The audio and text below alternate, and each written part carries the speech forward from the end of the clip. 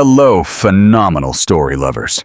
Are you ready for an absolutely jaw-dropping tale of unexpected reunions, shocking family secrets, and a journey of transformation that will leave you breathless? You are not prepared for this. Before we dive in, tell us in the comments what city you're watching from. And if you're excited for this roller coaster of emotions, hit that like button and subscribe for more incredible true stories. Your support means the world. It can't be. Alexander Thorne froze. In front of him, just a few feet away in the crowded London street, stood Olivia Reed, his ex, the woman who had vanished from his life without explanation 3 years ago. But she wasn't alone. She held a small child in her arms, bundled in a blue coat with bear ears. His breath hitched. It wasn't possible. He'd recognize her anywhere, even with slightly longer hair and a sharper face. Her expression was tense, as if on high alert, trying to blend into the bustling crowd. He took a step towards her. Olivia looked up, and their eyes met. For an instant, it seemed as if the entire city paused. Alexander saw fear in her face, but before he could react, she averted her gaze and quickened her pace. "Olivia!" he tried to call, but the cacophony of July traffic drowned his voice. He pushed forward, weaving through desperate commuters and blaring horns, ignoring the frantic honking of his Bentley. He couldn't lose her again. When he finally reached the spot where he'd last seen her, she was gone. A knot formed in his throat. It couldn't be just a coincidence. That child had something unsettling about him. Alexander stood still, trying to calm his racing pulse. His eyes hadn't deceived him. The child had his very own eyes. "Another one?" asked James, his business partner and closest friend, tilting his head. Alexander took a gulp of his whiskey and nodded. They were in his luxurious Mayfair penthouse, the city lights glittering beyond the panoramic windows. "I saw her, James, right there on Oxford Street." James slowly set his glass down. "Are you serious? You think you wouldn't recognize her?" Alexander ran a hand through his hair, frustrated. "It was her, and she was carrying a child." "A child?" Alexander closed his eyes. "He had my eyes, James." The silence grew heavy. "Are you saying that?" "I don't know," he admitted, his voice barely a whisper. "But I can't get it out of my head." "Did you try to talk to her?" "I tried. She disappeared, as always." James sighed and rubbed his chin. "Look, mate, if you think that child might be yours, you have to find out. You can't just sit around waiting for destiny to hand you the answers." Alexander clenched his jaw. "I don't know where to find her." James watched him for a moment, then smirked ironically. "Don't mess with me. You're Alexander Thorne. If anyone can find a person, it's you." That night, sleep eluded Alexander. He sat in his study, laptop open, but the pending emails unread. Olivia. It had been 3 years since he'd seen her. 3 years without a single damned explanation. He remembered the day she disappeared. There had been no arguments, no warning signs, just a terse text message. "I'm sorry. I can't do this anymore." He had tried to find her at first, but there was no trace, as if she'd been swallowed by the earth. Now, out of nowhere, she reappeared with a child who possessed his unmistakable gaze. He lit a cigarette, a habit he only indulged when his mind was on the verge of collapse. He couldn't leave this unresolved. He would find her, and this time, he wouldn't let her escape without answers. "You don't look well, Alexander." James crossed his arms, observing him. They were in the bustling offices of Thorne Industries, the investment fund they'd built together over the last decade. Alexander had spent days with a distant gaze and a furrowed brow, a sure sign to anyone who knew him that he was on the verge of exploding. "I haven't slept much." "Don't tell me," James said with a wry smile. "Have you found anything?" Alexander picked up his phone, impatiently swiping the screen. I called a few contacts, but still nothing. No one knows anything about her. So why don't you try searching for her yourself? Because I don't know where to start, James scoffed. Brother, stop messing with your head and do what you'd do with any other investment. Dig for information. Didn't you have connections in Bath? You said she was from there, right? Thomas fell silent. Maybe someone has seen her. A friend. An old contact. What do you have to lose by trying? Alexander sighed. Nothing. Exactly. So get off your backside and start looking. That afternoon, Alexander drove to Bath. As he navigated the winding roads, his mind raced uncontrollably. The child. Ever since he saw him, the image had been lodged like a splinter in his skin. He couldn't stop thinking about his eyes. His mother always said that the Thorns had an unmistakable gaze, that intense blue rarely seen in England. If Olivia had had a child, why did she never tell him? If he was his, why did she hide something so profound? He gripped the steering wheel tightly. The idea that she could have concealed something so important filled him with rage. But there was also fear. Fear of discovering that he had lost 7 years of his son's life. The search in Bath proved more difficult than he'd imagined. He inquired at coffee shops, bookstores, and even universities. But no one seemed to know her. Until he arrived at a small, quaint cafe near the city center. Olivia Reed? He asked the barista, showing an old photo on his phone. The woman frowned, trying to recall. I think so. She sometimes comes in with her boy. Alexander's heart raced. Do you know where she lives? No, but she usually comes in the afternoons. Alexander ordered a coffee and waited. The clock struck 6 when Olivia entered the cafe. Alexander saw her before she noticed him. She wore a simple gray coat, the same one he'd seen at the street. She walked with a quiet determination, as if constantly aware of her surroundings. And there he was, the child, Max. She held his hand, and Alexander's blood ran cold. The resemblance was impossible to ignore. He stood up just as Olivia looked up and saw him. Her eyes widened in shock. What are you doing here? She whispered. I could ask you the same. The tension was unbearable. Olivia straightened, as if trying to shield her reaction. It's not the time. You've been hiding from me for 3 years. I think any time is a good time. She pressed her lips together. I have nothing to say to you. Alexander let out a bitter laugh. Really? He looked at Max. Nothing to say to me? Olivia swallowed hard and looked around nervously. Don't do this here. Alexander leaned towards her, his voice low and tense. Is that child mine? Olivia felt the world collapsing around her. Olivia felt her throat constrict. The cafe seemed to have fallen silent. The weight of Alexander's question was unbearable, and though her instinct screamed at her to run, she knew that this time she couldn't escape. Olivia. His voice was low, contained, but dangerous. Answer me. She swallowed hard and looked at Max, who was happily playing with a plastic spoon on the table. Not here, she whispered. Alexander let out a bitter laugh. Then where? Because it seems if I hadn't stumbled upon you by chance, you were never going to tell me. Olivia felt the sting in her eyes, but she forced herself to stand firm. My flat!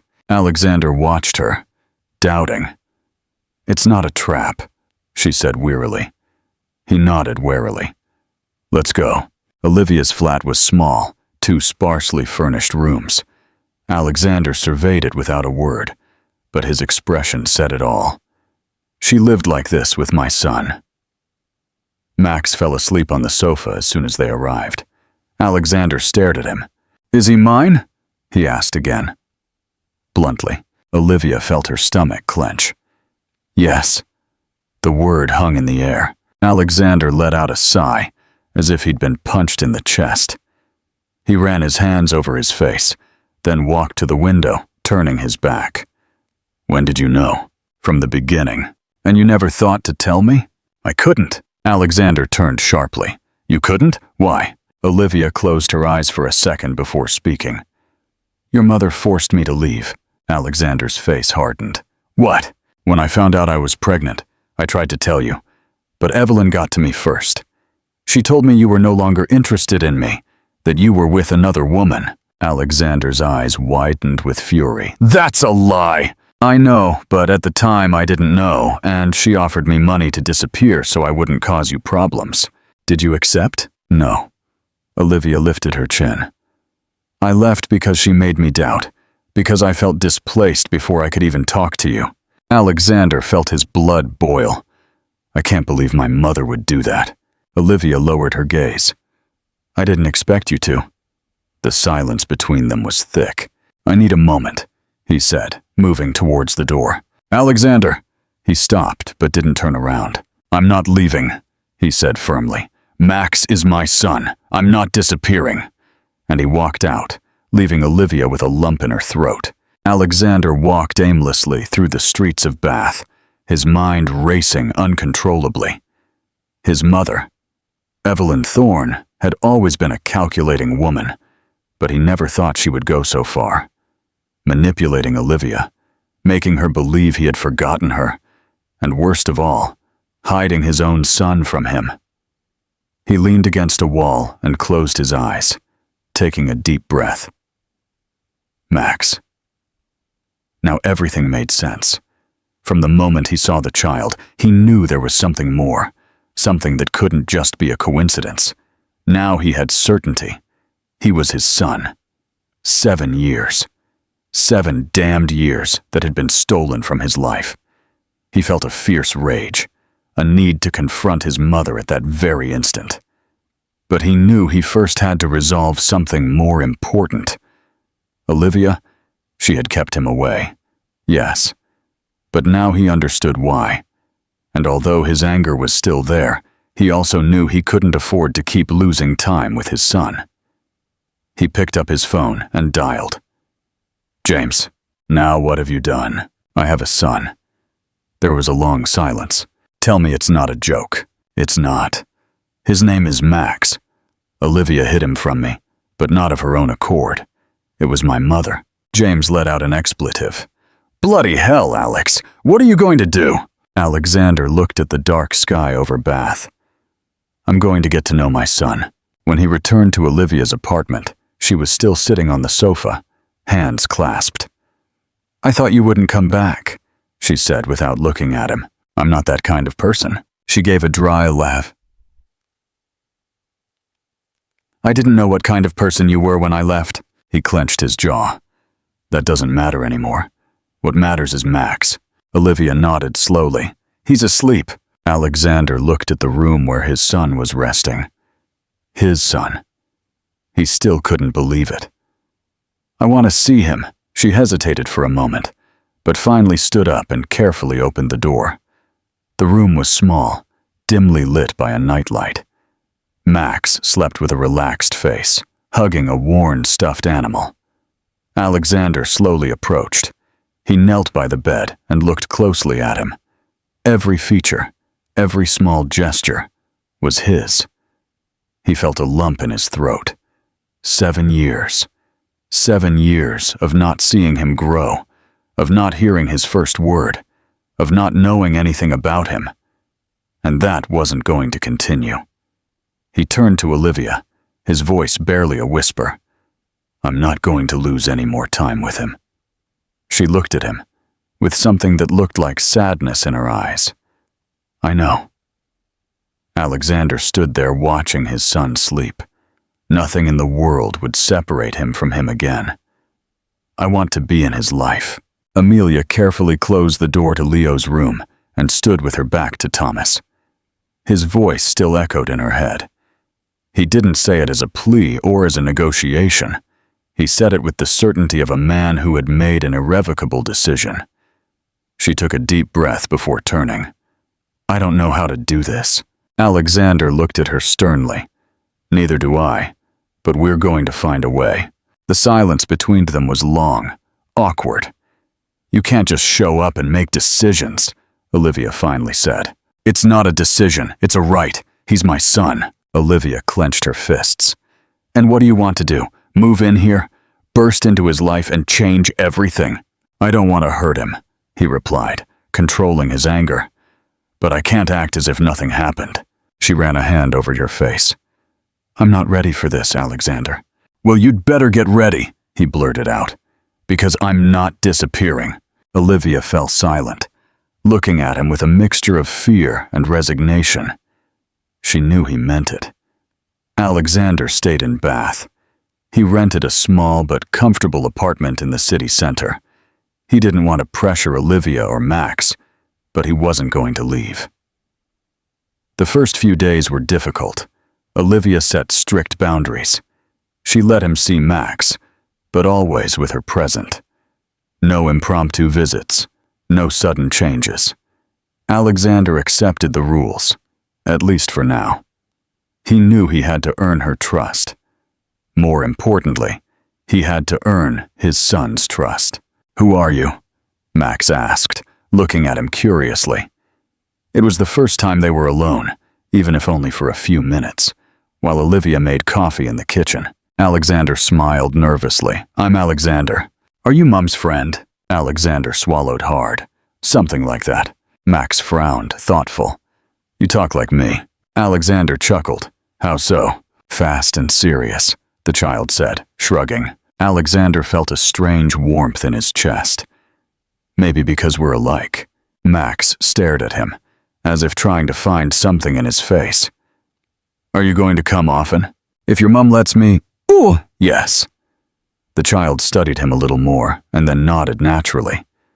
Okay, Alexander smiled. He knew he still had a long way to go, but at least he had taken the first step. You can't expect everything to be easy.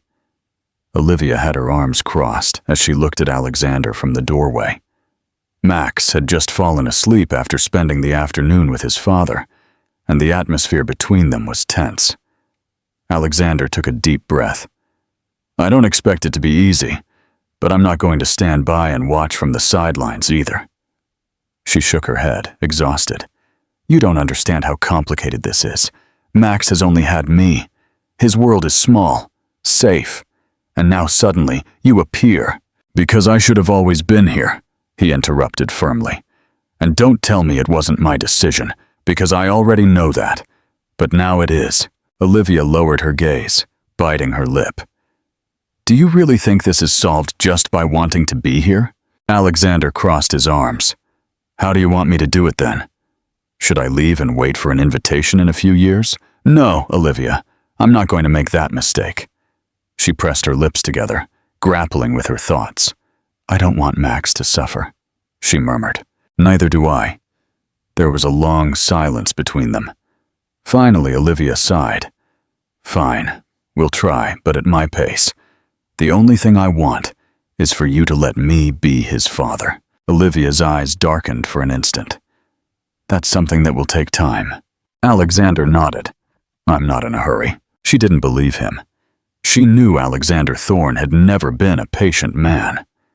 The following days were strange. Alexander spent more time with Max, naturally gaining his trust. Despite the years of distance, the child seemed to accept him with ease. But not everything was so simple. Every time Alexander held him, every time Max sought him out with excitement, Olivia felt a mix of relief and fear. Relief because her son deserved to have a father. Fear because she didn't know how much longer she could keep the chaos this brought into her life under control. And then, one afternoon, chaos found her first. Olivia was at the market when she felt a chill. She knew that feeling, that pressure in her chest, that certainty that something was wrong. She turned slowly, and there she was, Evelyn Thorne. The woman was impeccable as always, her hair perfectly styled, and her elegant posture, even though the market was not the kind of place where one would expect to find her. Olivia felt her blood run cold. I can't believe you're here, Evelyn said, her voice calm but sharp as a knife. Olivia clenched her fists. I'm not doing this. She turned to leave, but Evelyn stopped her with a subtle movement, barely a brush on her arm. Not so fast, she whispered, You haven't forgotten what we talked about 7 years ago, have you? Olivia felt nauseous. You lied to me. You told me Alexander had another life, that he didn't care. Evelyn smiled without humor. And wasn't it easier that way? For everyone. Not for us. Evelyn's eyes hardened. Don't make this more difficult, Olivia. Difficult for whom? For you. For Max. Evelyn said softly. Don't think Alexander will be able to handle this. His life isn't made for a child. Do you really want your son to go through everything it means to be a thorn? Olivia felt a lump in her throat. I don't care what you think. You should. Because if you continue with this, he'll take him from you. Fear hit her like a punch. He wouldn't. Are you not sure? Because I am. Olivia felt her heart race. Evelyn looked at her calmly, as if she already knew she had won. I'm going to give you one last chance, Olivia, to do the right thing. Olivia felt the tremor in her hands, but she didn't let it show. I'm not leaving, Evelyn sighed. Then prepare to lose. And without another word, she walked away. Olivia stood there, feeling the ground sink beneath her feet, because she knew Evelyn Thorne didn't make empty threats. Olivia closed her apartment door, her heart pounding. Her hands had been cold for hours since her encounter with Evelyn. She couldn't get Evelyn's words out of her head, her calculating tone, the certainty with which she had said, "He'll take him from you." She leaned her back against the door and took a deep breath. She couldn't fall into a panic. She couldn't afford to tremble. Her instinct screamed at her to run, that she had to disappear before Evelyn carried out her threat. But she couldn't. Max already knew Alexander, already saw him as someone important in his life. Leaving again was not an option, but neither could she stand idly by. Alexander arrived the next day, knowing nothing. What's wrong? He asked as soon as he saw her. Olivia couldn't hide it entirely. She looked more tense, more tired. Nothing, she replied, looking away. Alexander frowned. Don't lie to me. Something happened. Olivia hesitated for a moment. She wasn't sure if she should tell him, but then she remembered that Alexander wasn't the same man he was 7 years ago. Your mother came to see me. Alexander fell silent. His gaze changed immediately. What did she say? That I should leave, that I should do the right thing. Alexander let out a low laugh, but not of amusement. Of course she did. Olivia crossed her arms. She meant it, Alexander. I know. But I also know that I'm not going to let her win. Olivia felt a shiver. It's not a game. Alexander looked at her intently. Do you think I don't know that? The atmosphere between them was heavy, but neither of them looked away. Leave it to me, he finally said. I'm going to fix this.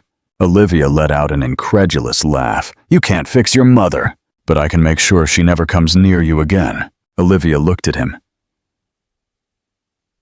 doubting. How? Alexander smiled, but it was a cold smile. Leave it to me. Alexander wasted no time. He called her that same afternoon. Mother, Evelyn answered calmly. Alexander, she said. What a surprise. We'll skip the formalities. I know you talked to Olivia. Evelyn didn't say anything for a moment. Then her tone changed. I did it because I'm worried. Alexander clenched his jaw. Don't give me that. You did it because you hate not being in control. I'm thinking about your future. No, he interrupted her. You're thinking about yours. There was a long silence. That child doesn't fit into your life, Alexander. Alexander felt something break inside him. Are you really saying that? I'm not saying you don't want him. I'm saying he's not part of what you've built. Alexander closed his eyes and took a deep breath. Listen to me closely, Mom. I'm going to make this clear so there are no misunderstandings. Max is my son, and you will not interfere in his life or mine again. Evelyn sighed. Don't be dramatic. I'm not. I'm setting boundaries. That's what you think. But in the end, Alexander, you always come back to me. Not this time. Evelyn remained silent. and for the first time in his life, Alexander felt she didn't have the upper hand. "Do what you want," she said coldly. "But don't be surprised when things get complicated. Things are already complicated. And even so, I prefer this to continuing to be the obedient son you want." He hung up before she could respond. For the first time, he felt he had struck the first blow. But he knew Evelyn Thorne wouldn't stand idly by. Alexander closed his eyes and exhaled sharply. He had just defied Evelyn Thorne, something very few had done without consequences, but this time he wasn't going to back down. He ran a hand over his face and then looked at his phone. He had to focus on what was important. Max. The last thing he wanted was for his son to suffer because of his mother's manipulations. He had to strengthen his relationship with him. He had to show Olivia that he was here to stay. And he knew exactly how to start. "Do you want us to go out together, the three of us?" Olivia frowned, surprised by Alexander's proposal. "Just to the park," he clarified. "I'm not saying we should move in together." Olivia crossed her arms. "Why do you suddenly want to do this?" "Because I want to get to know Max in his environment, without him feeling like I'm forcing him into something." She sighed, hesitating. Alexander didn't blame her, but after a long silence, she nodded. "Okay."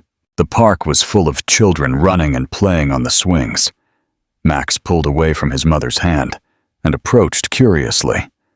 Alexander followed him with his gaze, not knowing quite what to do. "You've never dealt with children, have you?" Olivia asked softly. Alexander let out a dry laugh. "It shows." She watched him for a moment and then sighed. "Just follow him. Let him set the pace." Alexander didn't respond, but walked to where Max was playing with the sand. "What are you building?" Max looked up, thoughtful, and then nodded. "Can I help you?" Alexander knelt and picked up some sand, not knowing exactly what to do with it. "Not like that," Max said impatiently. "First you have to make a base." Alexander smiled without realizing it. "And how do I do that?" Max sighed as if talking to an absolute beginner. "I'll show you." And for the next half hour, Alexander listened carefully to each of his instructions. Olivia watched them from afar. She saw the way Max spoke without fear, how Alexander listened patiently, how he laughed at the little things.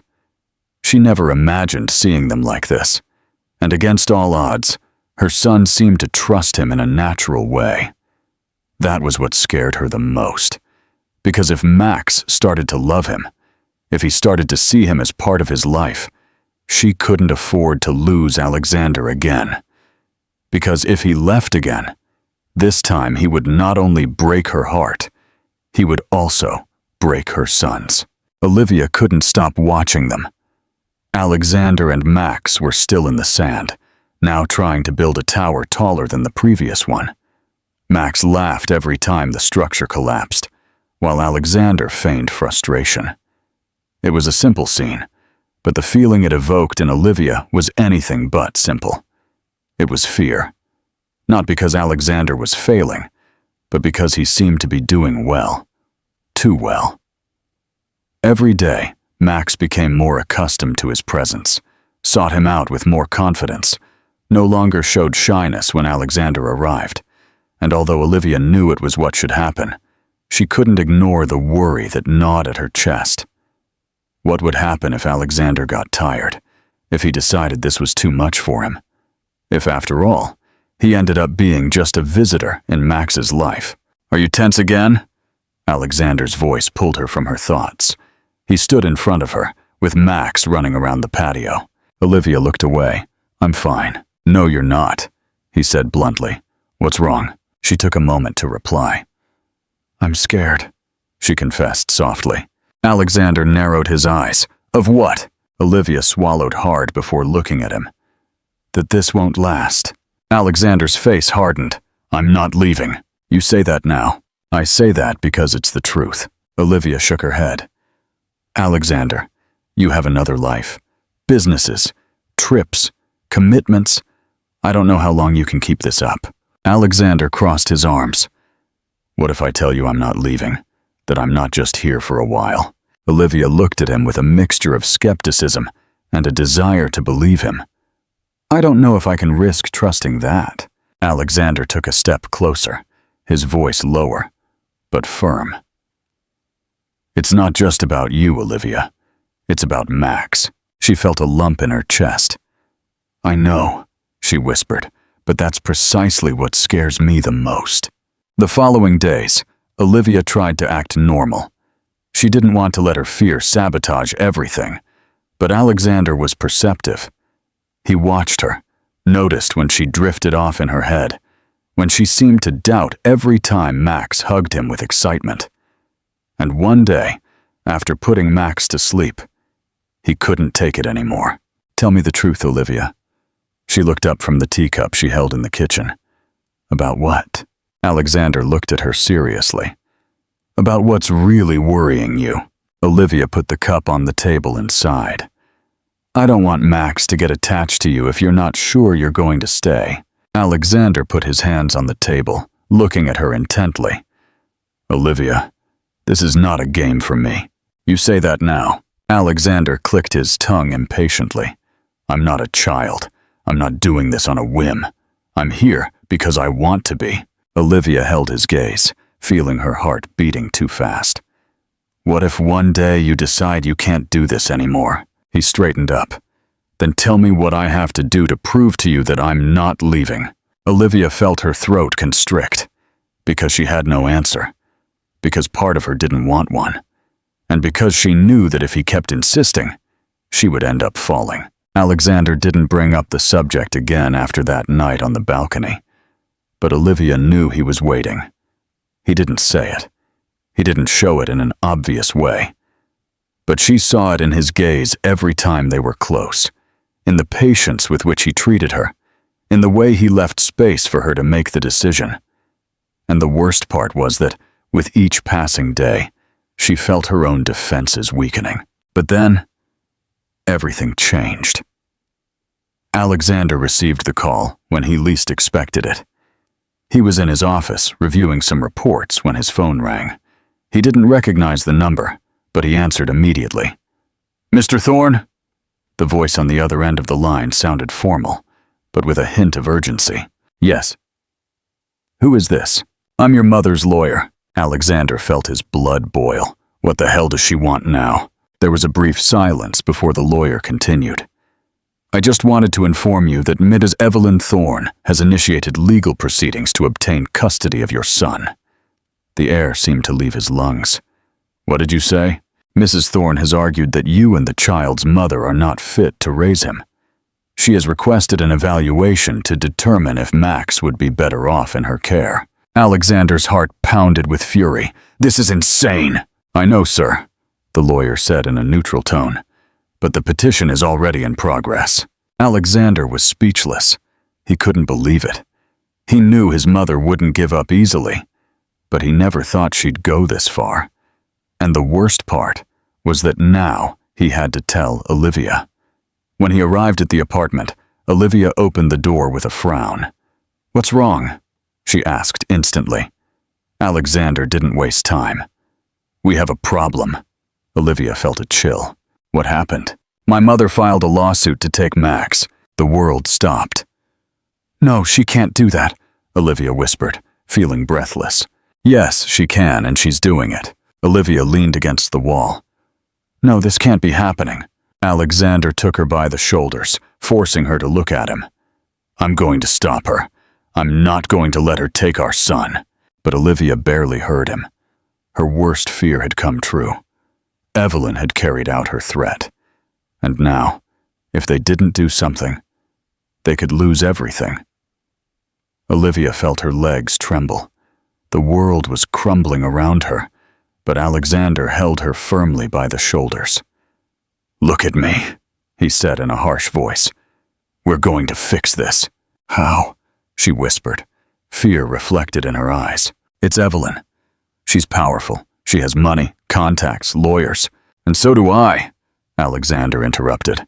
"I'm not going to let her win." But Olivia couldn't breathe.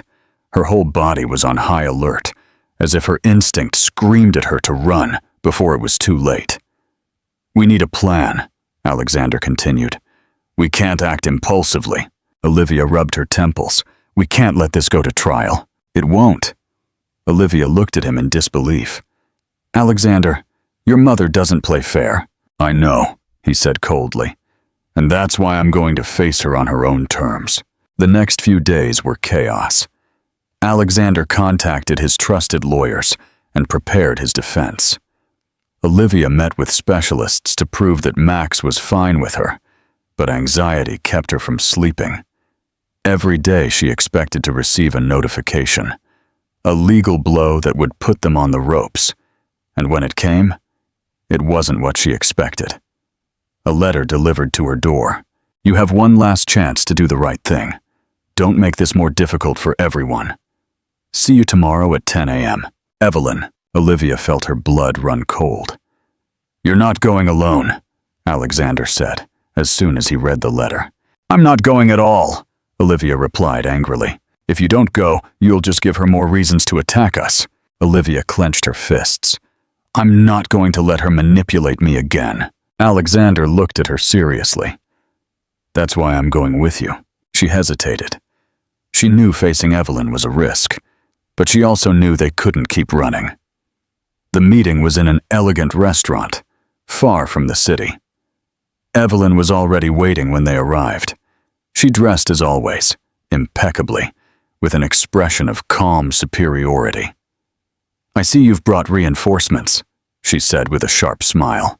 Alexander sat down opposite her. "Cut the crap, Mum."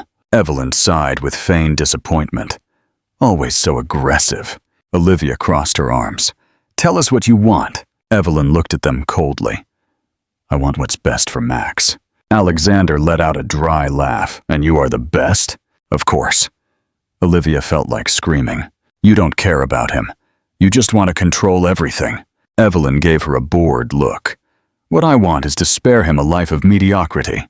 Do you really think you can give him what he needs?" Olivia's stomach churned. "My son is not an object for you to decide what to do with." Evelyn calmly took a sip of her coffee. "What he is a thorn, and that means he deserves more than you can give him." Alexander looked at her with contained fury. "You're not going to touch him." Evelyn raised an eyebrow. "And what are you going to do to stop me?" Silence stretched between them. Olivia felt fear on her skin. Evelyn never made empty threats, and the worst part was that she knew it.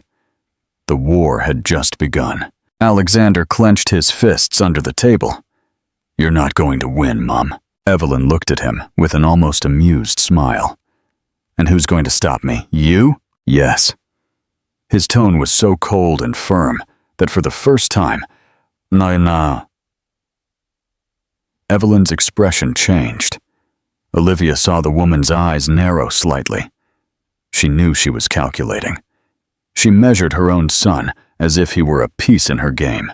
"You have no idea what you're doing," Evelyn finally said. Alexander rested his elbows on the table and spoke calmly. "Neither do you." The woman raised an eyebrow, as if amused by his bravery. "Enlighten me." Alexander took a deep breath and looked directly into her eyes. "If you take this to court, I'll make it public." Evelyn smiled, but there was a shadow in her gaze. "And you think that scares me?" "It doesn't scare you, but it makes you uncomfortable. And you hate being uncomfortable, don't you?" Olivia tensed. Alexander was right.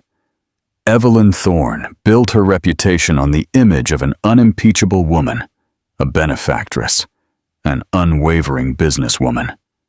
A scandal of this magnitude would bring the press down on her. Alexander continued, without giving her time to respond.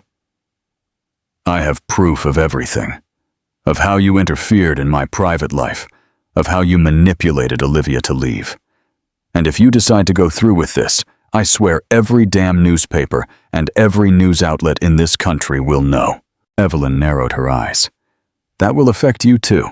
I'd rather that than you touch my son." The silence was heavy. Olivia felt her heart pound in her chest. Evelyn slowly turned her head towards her. "Do you approve of this?" Olivia didn't look away. I don't need to approve of it. Max is mine, and Alexander's, not yours. Evelyn smirked.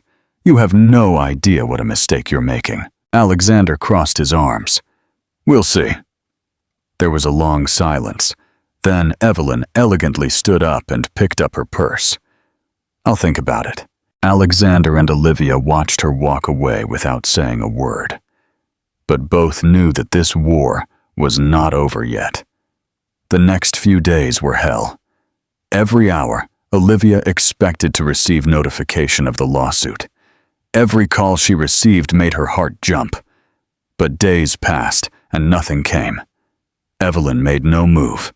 Until, out of nowhere, Alexander received a message.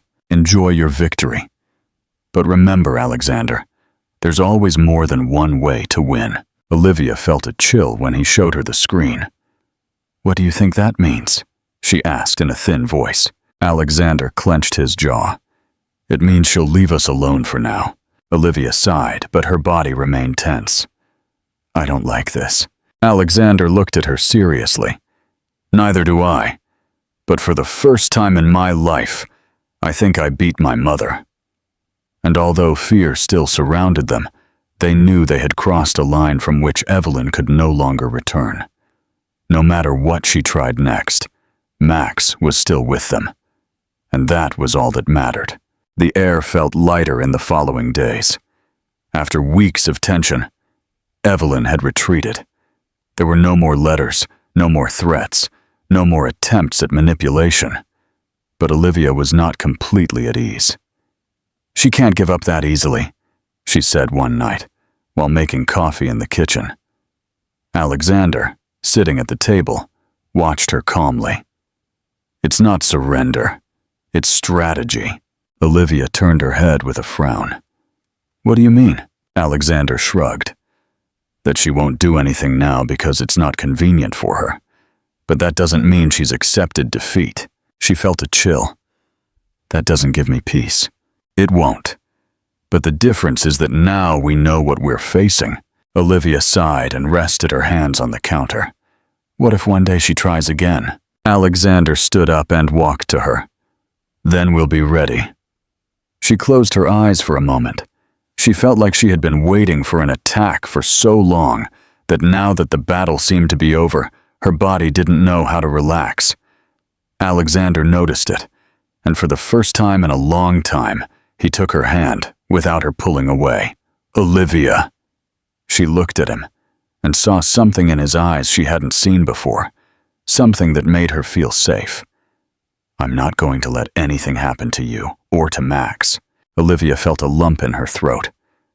I don't want this to just be a war against your mother, Alexander. It's not. There was a long silence. Alexander lightly squeezed her hand. You said you didn't know how to trust me again. Olivia swallowed hard. Yes. And now? She looked down for a moment. Now I'm not sure.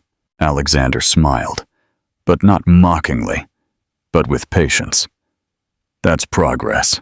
She gave a dry laugh. Maybe.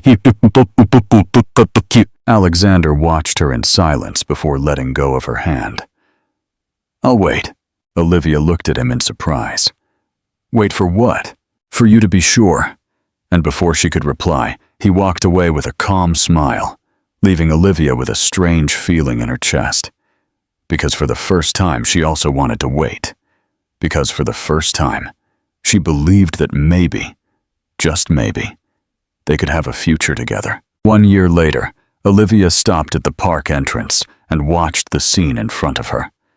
Max ran across the grass, laughing out loud as Alexander chased him. I'm going to get you, Alexander shouted with that playful voice he only used with his son. Max shrieked with excitement and sped up, but his father easily caught him and lifted him into the air. No! Yes! The two laughed as if the world was only theirs. Olivia felt a pang in her chest, of happiness, of relief, of something she didn't dare name, because after everything they had been through, after so many doubts and fears, they were here. Alexander noticed her watching and gave her a smile, one that didn't demand answers, one that simply said, "I'm here."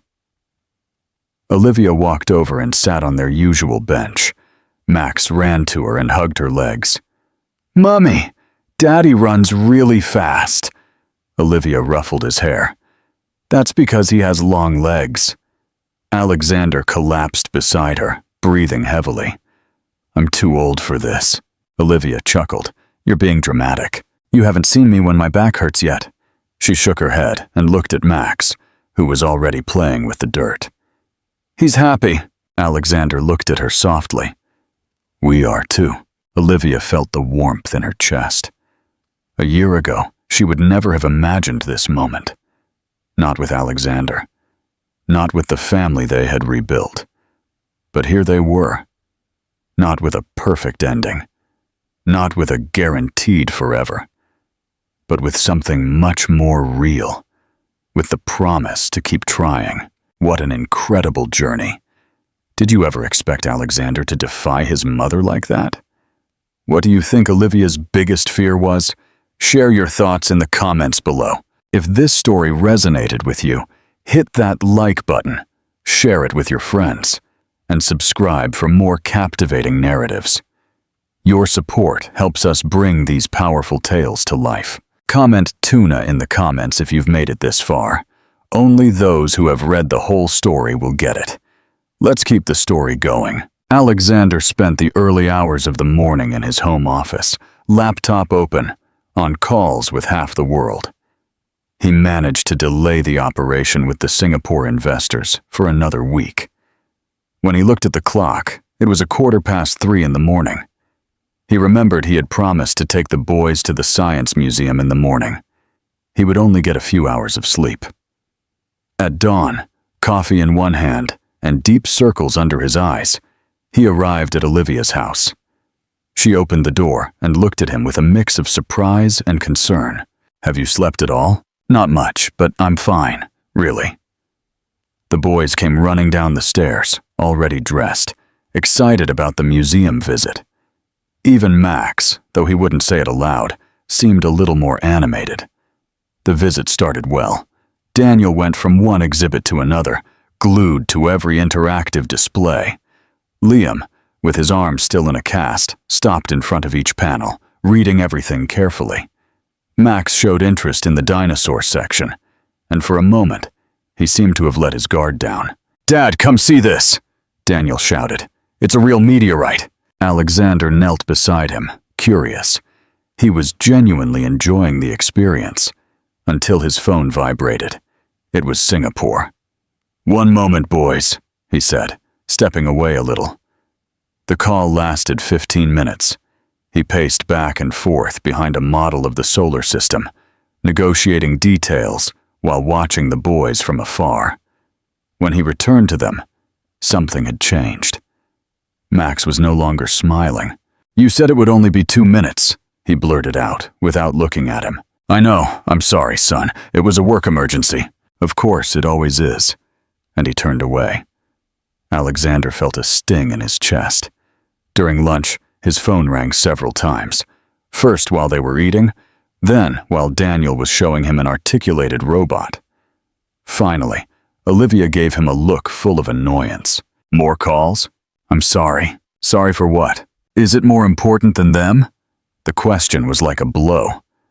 Max, listening from the side, blurted out, "Let's go, Mom. Mr. Thorne needs to work." That Mr. Thorne hurt more than any insult. Olivia said nothing more. She just stood up, looked at the boys, and said, "Come on, we'll get an Uber." Alexander watched them walk away, unable to find words. He had messed up. Again. That night, he went to Olivia's house. Max didn't want to get out of the car. "He's been playing the piano all afternoon," Olivia explained. "He has the new recital next Friday." "Olivia, I'm sorry. About Singapore." "I don't care about Singapore," she interrupted him, her voice tired. "The boys were happy to spend the day with you. And instead, you left them alone again and again to talk to people they don't even know." Alexander clenched his teeth, not in anger, but because he had no defense. It's not just about money. There are a lot of people behind this project, many families who depend on. And what about your own family? She interrupted him. What about your children? What do you think? That you can have it all? You can't be the perfect father and the omnipresent CEO. At some point, you'll have to choose. From upstairs, the piano keys could be heard. Max was still practicing. Olivia took a deep breath and added, "The concert is on Friday at 6:30, like the last one. This time Max has the opening solo. Don't be late. Choose wisely." Alexander felt it. "I'll be there. On time, I promise you." On his way home, he wrote the appointment in his calendar in capital letters. Friday, Max recital. 6:30 p.m. Impossible to miss. The next day, he called an urgent meeting at Thorne Industries headquarters. His top executives waited for him, their faces filled with doubt. He walked in with a firm step and, without preamble, declared, "I've made a decision. We're going to restructure the entire company." The executives exchanged glances. His financial director was the first to speak. "Does this have to do with the quarterly fiscal restructuring?" "No, it's bigger, much bigger." Alexander pressed a button, and a title appeared on the screen. Project Family First. "We're going to implement new flexible hours, remote work, and a no-contact policy during family hours, starting today." There was complete silence. No one knew if he was joking. "This can't be, Alexander," one of the partners said. "We're negotiating with Singapore. It's a bad time for radical changes." "There's no perfect time," he replied. "I've spent years saying that success requires sacrifice, that you always have to be available. I was wrong." He changed the slide. It showed architectural plans for a new corporate campus with a nursery, school, gym, and family spaces. "We want to be the first tech company in Europe that truly prioritizes families." "Does this have to do with your personal life?" asked his operations director, Sarah. "With the children?" Alexander was silent for a moment. "Yes. I recently discovered I have 3 children, 7-year-old triplets, and I've missed their entire lives. I never knew they existed." The people present didn't know what to say. They had never seen him so sincere. "I'm not asking for permission to be their father. That's non-negotiable. But I am proposing something bigger, a new way of understanding work. If anyone has objections, speak now." His phone vibrated. It was Singapore. He didn't look at it. One of the executives raised his hand. "What if the board doesn't approve it?" Alexander looked at him serenely. "Then I'll resign, but I won't back down on this." That same night, he went to his architect studio. He knew exactly what he wanted: to design a campus that truly integrated family, learning spaces, play areas, rest areas, and that were also modern and efficient. "I want it on paper by Monday," he told the architect. "And money is no object." He left there and called his university friend, Mark, a father of 4. "How do you do it?" he asked him. "How do you balance work and family?" "You don't balance it," his friend replied. "You prioritize. Sometimes work wins, sometimes family. But if family never wins, you've already lost." Those words stuck with him. That night, in his apartment, he took out his phone and ordered 3 photo frames.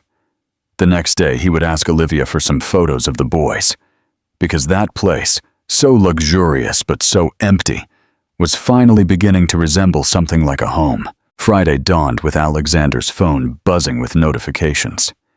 By 5 a.m., he was already reviewing emails from Singapore, all with the same subject: doubts about the project, board meeting changes, cancellations of key meetings. The pressure was mounting, but his priority was clear. He worked all morning from home, getting ahead as much as he could to ensure his afternoon was free. At 11 a.m., his intercom rang. It was his assistant. "Alexander, the chairman of the board is here, unannounced."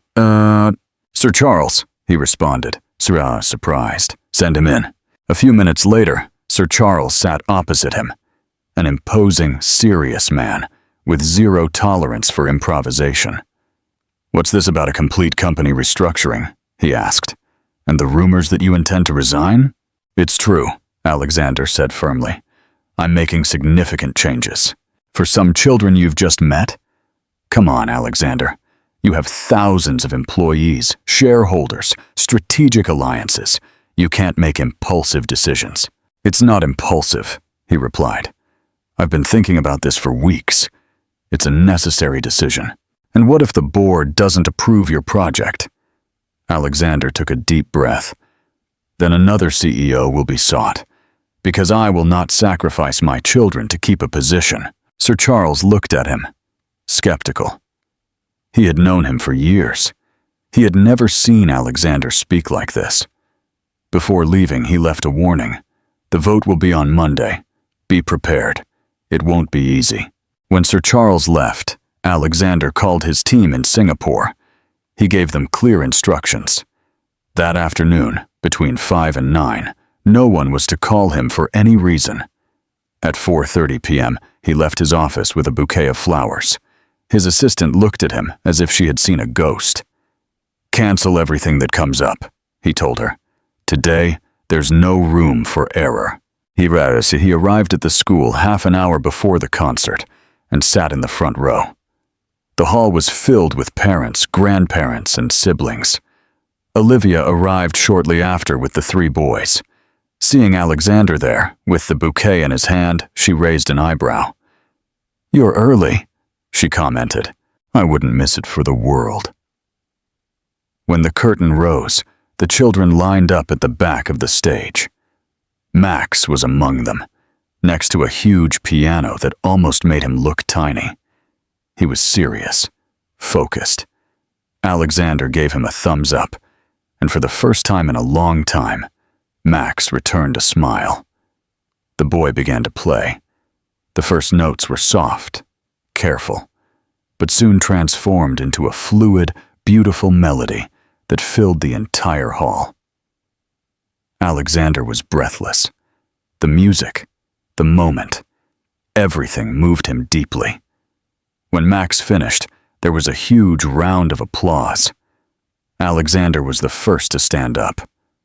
Max bowed slightly and looked at him again. The smile that formed on his face reached Alexander's soul. After the event, in the school hallway, Max approached shyly. "Did you like it?" Alexander knelt and handed him the bouquet of flowers.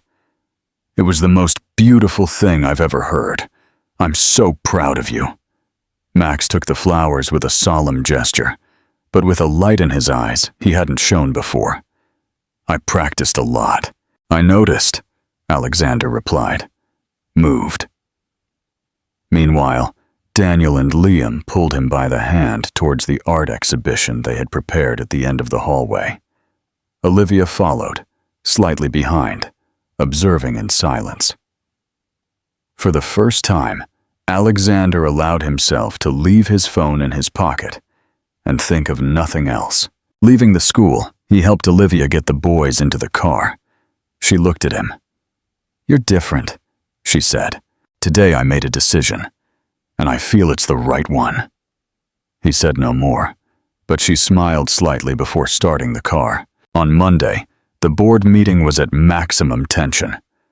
Alexander arrived with his tie perfectly adjusted, and a photo as his phone background, a rocket drawn by Daniel, stars signed by Liam, and a piano painted with crayons by Max. He walked into the meeting room with a confident stride. 14 directors awaited him. Among them, Sir Charles, sitting at the back with a grim face.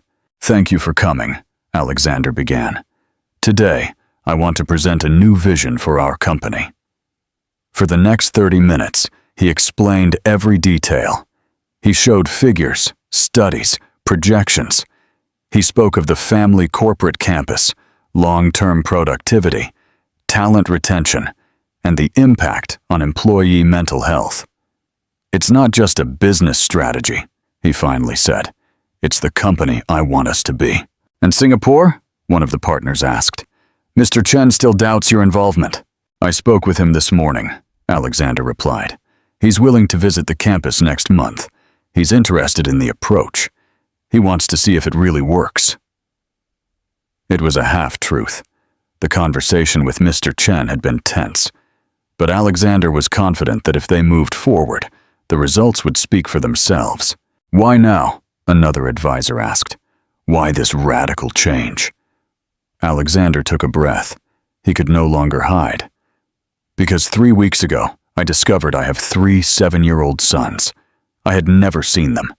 I didn't know they existed. And I realized that I had built all this while missing the most important thing in life. The silence was absolute. No one dared to look directly at him. I'm not asking for permission to be their father, but I do propose that we lead a new way of understanding work, one that also values what happens outside these walls. The board adjourned the session. They would vote again on Friday. Until then, they would review the proposal thoroughly. When everyone left, his operations director, Sarah, stayed for a moment. It's not just for your sons, is it? Alexander looked at her, knowing she was right. No, it's for everyone who works here, everyone who sacrifices their families for this company. There's another way to do things. I know that now. At that moment, his phone rang. It was Olivia. How did it go? She asked. They'll vote on Friday, but I did what I had to do. Is everything okay? It's Max, she replied, her voice worried. He had an asthma attack during recess. I'm taking him to the hospital right now. Alexander's heart stopped. Where? At St. Thomas's Hospital, Pediatric A&E. I'm on my way, he said without hesitation. Now. 30 minutes later, Alexander rushed into the hospital, his shirt wrinkled and his tie askew. Worry had dried his throat. He found Olivia in the pediatric waiting room, sitting with Daniel and Liam, who stared at the floor in silence. Where is he? He asked breathlessly. They're treating him, she replied, her face pale and her eyes teary. They're giving him oxygen. His levels were very low when they brought him in. Alexander sat next to her and grabbed her hand. It was an instinctive gesture. Olivia didn't let go. He'll be fine, he said, trying to sound confident, though he was shattered inside. Hours passed there. Alexander's phone vibrated incessantly. Calls, messages, emails from the office and from Singapore. He answered none of them. His attention was solely on the doors through which doctors came and went. Finally, a young doctor approached. Max is stable. He has responded well to treatment. We'd like to keep him under observation overnight, just as a precaution. Alexander felt a relief he had never experienced in his life. Can we see him? Of course. He's awake and asking for you. They went in together. Max was lying down, with a small oxygen tube in his nose, but he no longer looked unwell. Seeing them, his eyes lit up a little. Did you stay all night? He asked Alexander in a low voice. Of course I did, he replied, sitting by the bed. How do you feel? Tired, but better. At that moment, Alexander's phone vibrated again. It was Sir Charles.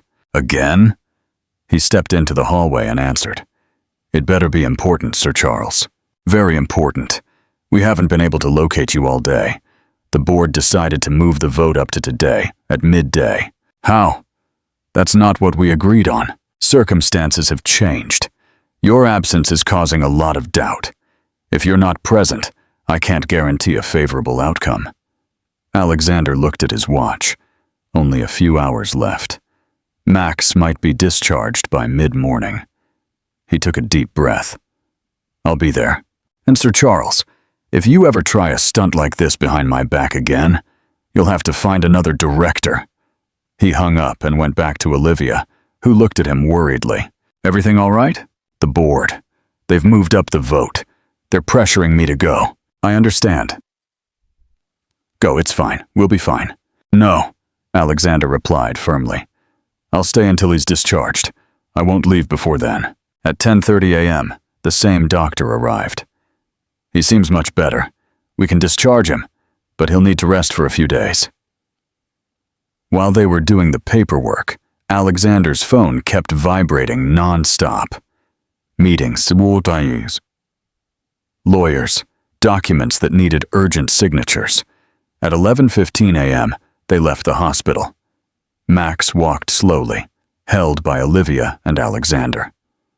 When they reached the car, Olivia looked at him, doubting. What about the meeting? Alexander looked at his watch. He hesitated for a moment. Then he shook his head. "I won't go. I'm going home with you." Olivia stared at him in silence. "Are you sure?" "Yes, I already presented my proposal. If they want to vote without me, let them. But Max comes first." He called Sarah and gave her instructions. "I won't be at the meeting. You present it. Use the same presentation. If they have questions, they'll have to wait until tomorrow. My son's health comes first." During the ride, Max fell asleep in the back seat. When they arrived home, Alexander carried him to bed and then sat with Olivia in the kitchen. "Why did you do that?" Alexander looked at her with tired but determined eyes. "Because 7 years ago I made a bad decision. I chose success over love. I won't make that mistake again." His phone rang. It was Sarah. "You're on speaker," she warned him. "The board is ready to vote. Do you want to say anything before?" "Yes, just one thing. I've changed my mind. I don't want it to be approved just because it's good business." Olivia looked at him intently. "We should do it because it's the right thing to do," Alexander said. "Because employees deserve to see their children grow up. Because no quarterly increase is worth more than being present at your son's first recital or his football game." Silence fell on the line. Finally, Sarah's voice was heard. "The vote is 7 in favor, 6 against, and 1 abstention. The proposal is approved." Alexander closed his eyes and let out a held breath. "Thank you, Sarah."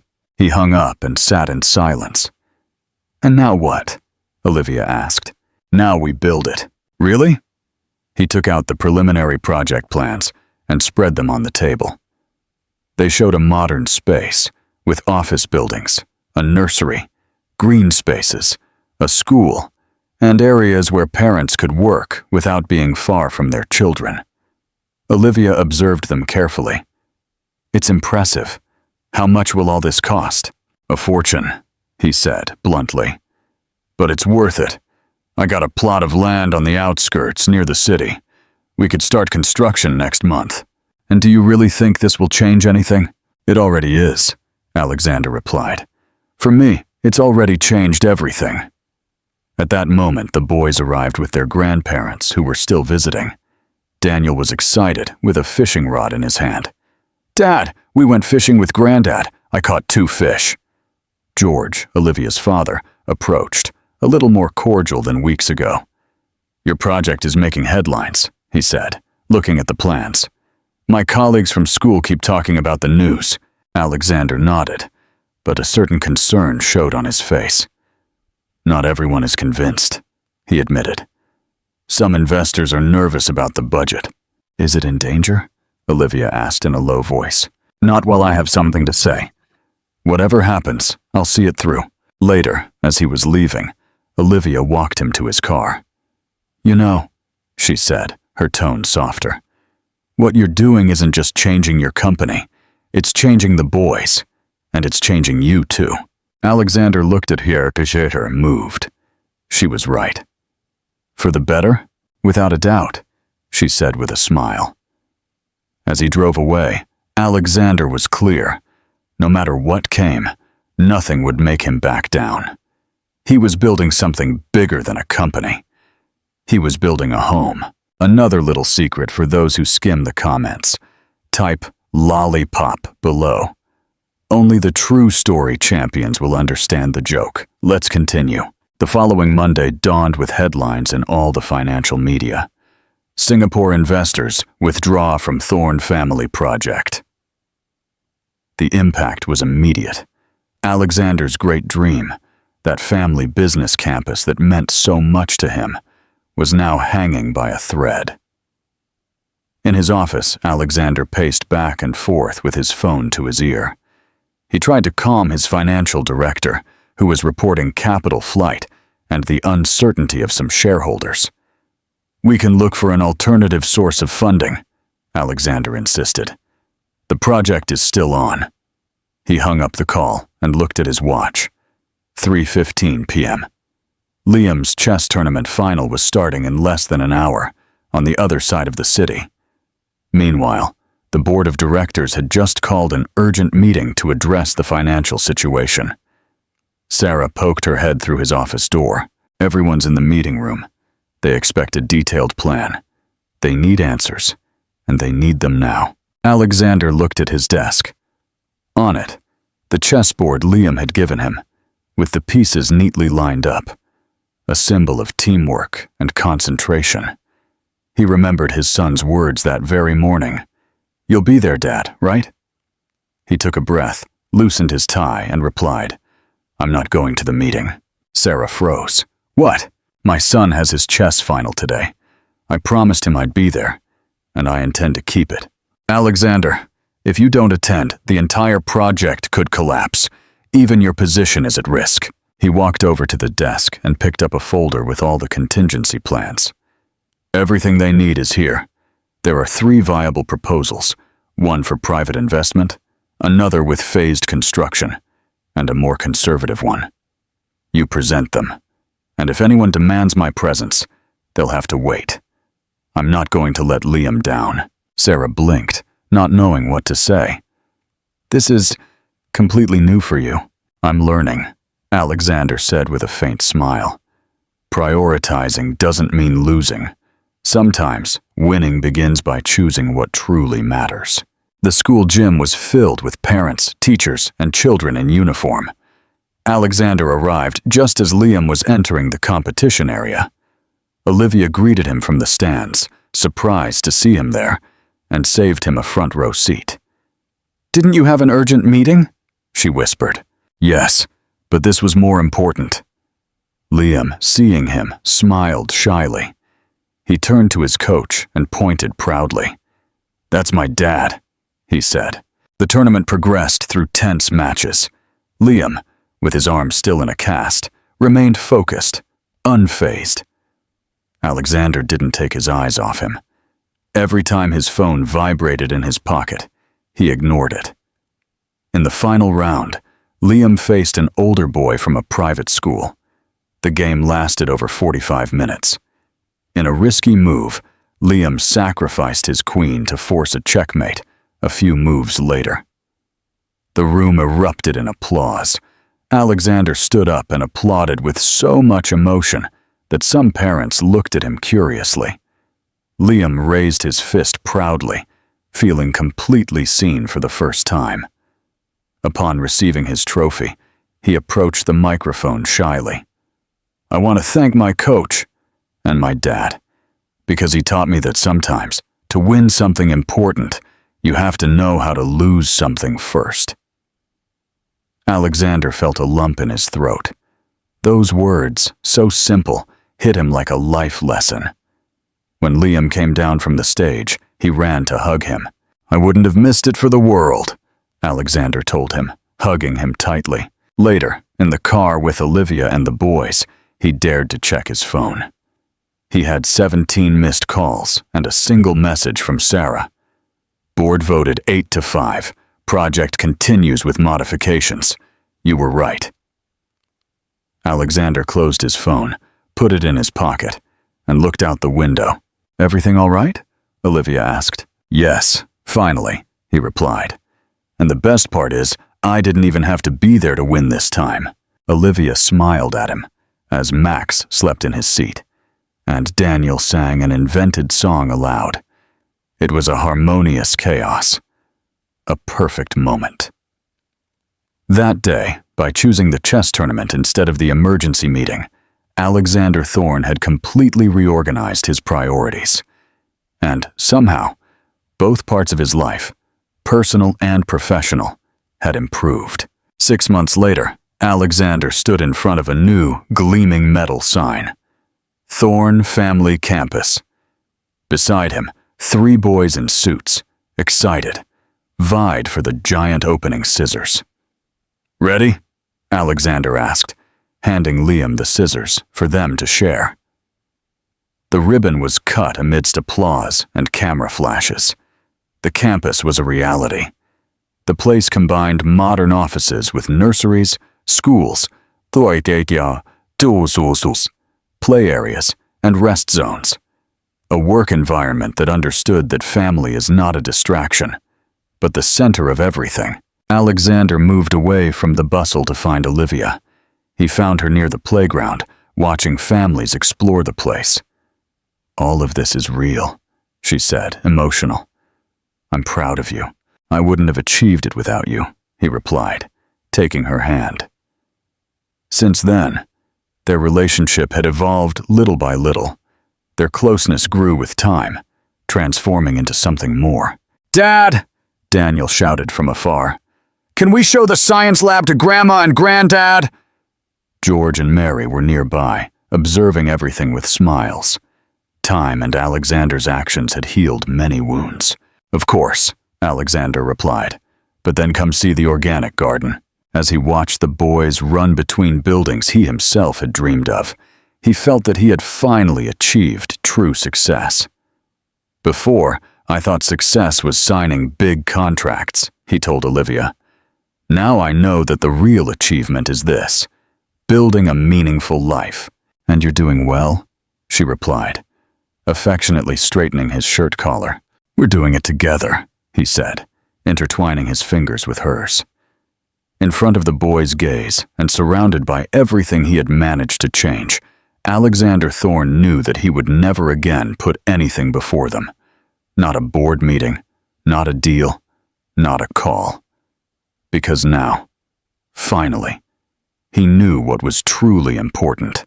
The next morning, news about the inauguration of the Thorne family campus filled the headlines. It wasn't just a business achievement. It was a symbol of a deeper change. Alexander had invested a considerable part of his personal fortune to build that space, after some investors backed out at the last minute. He sold his elegant apartment in central London, and instead bought a simpler but warmer house just 10 minutes from the campus and Olivia's house. That proximity allowed him to be more present than ever in his children's lives. That Saturday morning, while television talked about his project as a workplace revolution, Alexander was sitting on Olivia's living room floor, surrounded by Lego bricks, laughing with Daniel, Liam, and Max. "Dad, can you help me with this spaceship?" Daniel asked, pushing a half-built structure towards him. "Of course," Alexander said, picking up the manual as if it were an architectural blueprint. From the kitchen, Olivia and her mother watched them in silence. "He's not the same man you described before," Mary said, as she stirred a pancake batter. "He's not," Olivia admitted. "I keep expecting that stressed, distant businessman to return, but I don't see him anymore." She nodded towards Alexander, who at that moment was helping Max fit a difficult piece, while Liam explained how rockets work in real life. "And the boys, how are they handling it?" Ellen asked. "Better than I imagined, especially Max. At first, he wouldn't even talk to him. Now look at that." Max chuckled at something Alexander whispered. It was a sincere, deep laugh, unlike anything he'd heard in years.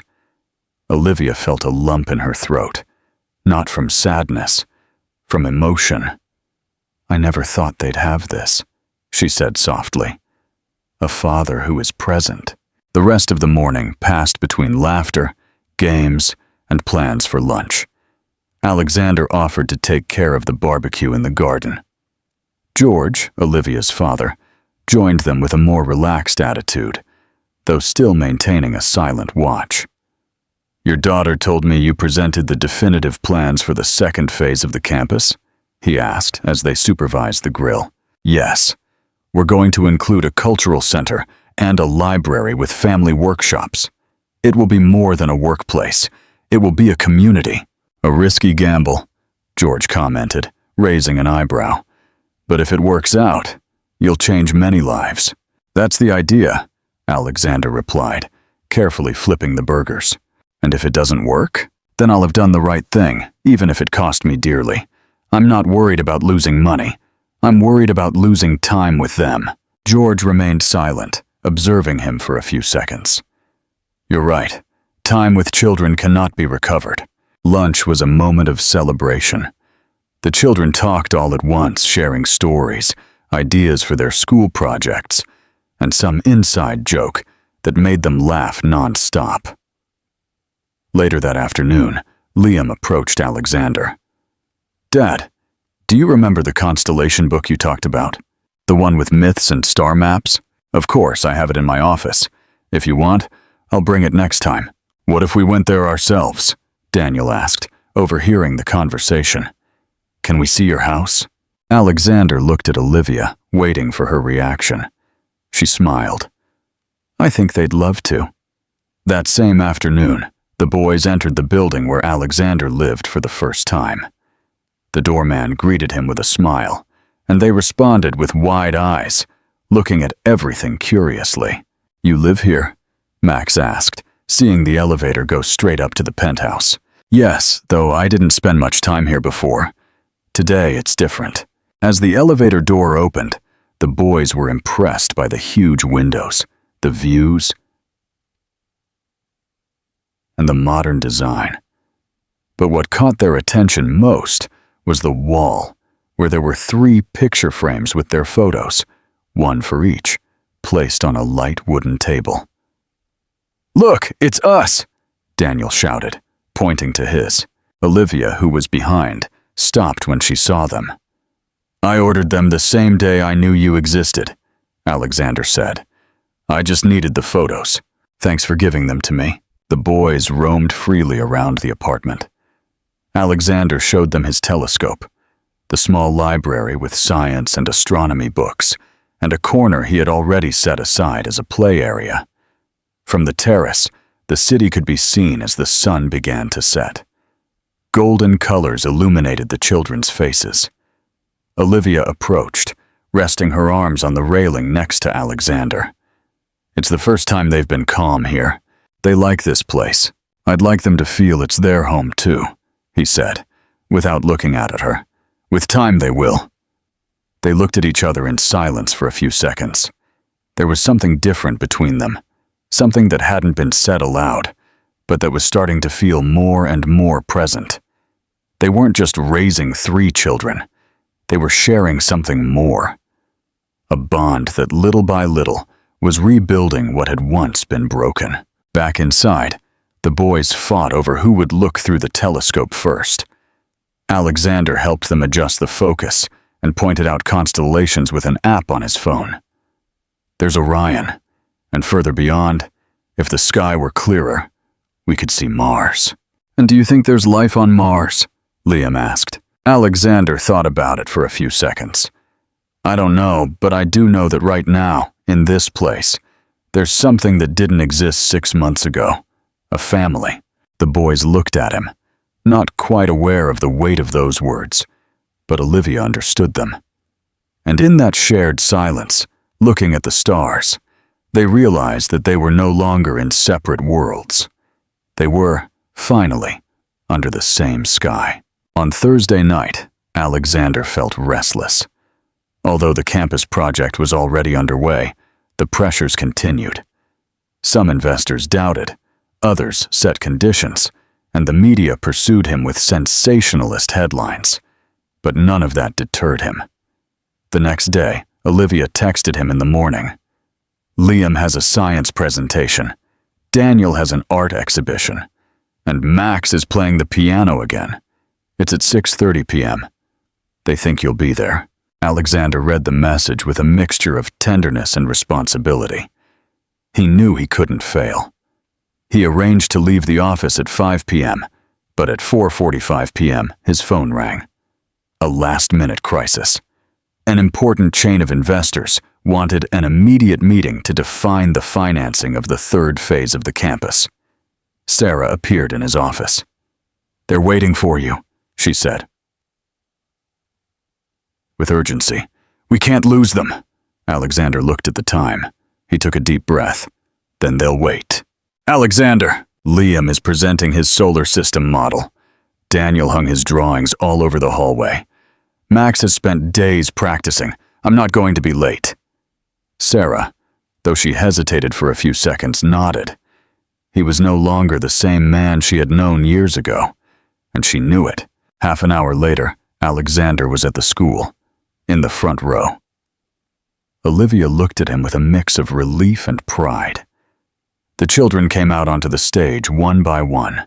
Liam confidently explained how planets orbit. Daniel showed his colorful mural. And then came Max, dressed in his white shirt and with nervous hands. He sat in front of the piano. He looked at the audience. He looked at his mother. He looked at his father. And he smiled. The melody he played not only filled the auditorium, it filled Alexander with an emotion impossible to describe. Every note was like a scar healing, a mistake being corrected. When he finished, the applause was enormous. But for Alexander, the most valuable moment was when Max came down from the stage and hugged him without saying a word. "I'm proud of you," Alexander whispered, emotional. "Thanks for coming," Max said. "This time, you ate it." After the event, as they walked through the school hallways decorated with drawings, Olivia stopped. "They've changed so much since you're with them, and so have I," Alexander replied, looking at her sincerely. "I never imagined this would be the end of that story. You, them, us. And who says this is the end?" he asked. "Maybe it's just the beginning." That night, after putting the boys to sleep, Olivia and Alexander stayed for a while in the backyard, under the dim lights of the terrace. "I told you once," she commented. "Don't thank me yet. But today, you can." Alexander smiled at her. "Thank you for not closing the door. Thank you for letting me in again. Thank you for staying," she said. Days passed, and the project continued to grow. Investors' doubts began to diminish when they saw the results.